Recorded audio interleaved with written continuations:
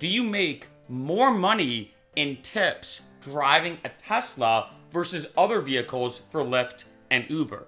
The answer from what I've seen is actually yes. This is kind of like a part 2 video. I did a video previously talking about should you rent a Tesla when it comes to driving for Uber and Lyft. And my overall consensus was at the end of the day, if you're gonna be driving a lot, the Tesla might be worth it just because, as you can imagine, you're gonna be spending more money to have the Tesla in terms of renting it than other normal vehicles, so to speak. And I got this comment of someone saying, look, if you're gonna rent a car, rent a Tesla, I get way more tips. And I was like, I never thought about tips when it comes to renting a Tesla versus, like, say, a Honda Civic or something like that. Never really thought about tips. So I did some research and I saw this. An Uber driver says she more than doubled her monthly tips to $2,600 after swapping her Toyota Camry for a Tesla Model 3. Usually I'm lucky to get $1 to $3 tips, but now it's $10 or $15.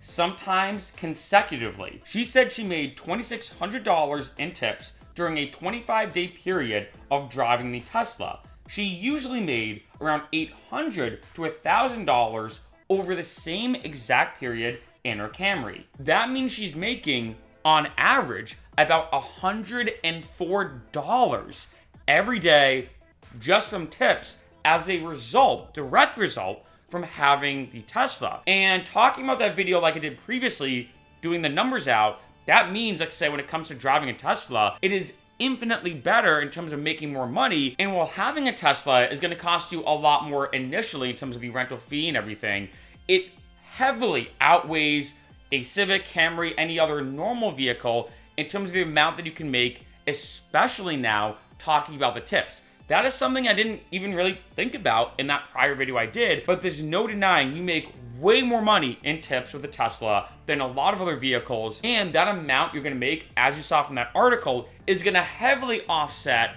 any extra cost to rent that Tesla as opposed to any other vehicle. Now, I'm gonna be honest, I don't know exactly what it is about the Tesla, but I do have 3 different theories as to what could be happening. Number 1, the location. Now, like I said in numerous videos, your location is the number 1 factor that determines how much money you can make through Lyft and Uber. And in this situation, she is in LA. She's located in Los Angeles. And I remember when I moved from Boston to LA, it was insane now seeing all these environmentally impactful speakers and all these unique little rules that LA has about trying to recycle and all these different things. I mean, as you can imagine, LA is huge about the environment and being environmentally conscientious. And one theory I have is maybe because a lot of people here in LA have Teslas and support, green living and being eco-friendly, maybe when they get in a Tesla, they're like, oh, I want to support the cause or support the driver for driving a Tesla, therefore I'm going to tip more. Again, it's just a theory. I feel like you get more money in terms of tips and everything here in LA driving a Tesla than, like, say, Nashville, Tennessee, for example, where here in LA, people are obsessed with Teslas. It's rare for me to go out on any day and not see a Tesla. They're insanely common here. The second theory I have is the Tesla status. This is another one that's very interesting, that depending on the Tesla model, some models are considered semi-luxury cars. And when it comes to Teslas, and this happened to me, I remember, let's say I order an Uber or Lyft, and they say, hey, sorry, your rider canceled on you, but you know what? We're gonna upgrade you or bump you up to a luxury car out of nowhere. And let's say, I remember this happened to me in Vegas, actually. Ordered an Uber, one canceled on me, in an Escalade, pulled up and said, hey, we're gonna upgrade you to like an Uber Lux or whatever. And I remember being like, oh, wow. And for me personally, I felt like I was more inclined to tip more because I was in a luxury vehicle than, let's say, if a normal vehicle pulled up. So I wonder when it comes to, let's say, Teslas, if let's say someone orders an Uber just normally and a Tesla pulls up, they're like, oh, whoa, we got a Tesla for our Uber. We have a Tesla for our Lyft. You know what? We got to tip more, or we got to give some tip or give a good amount of a tip because it's a Tesla. Number 3 is being proactive.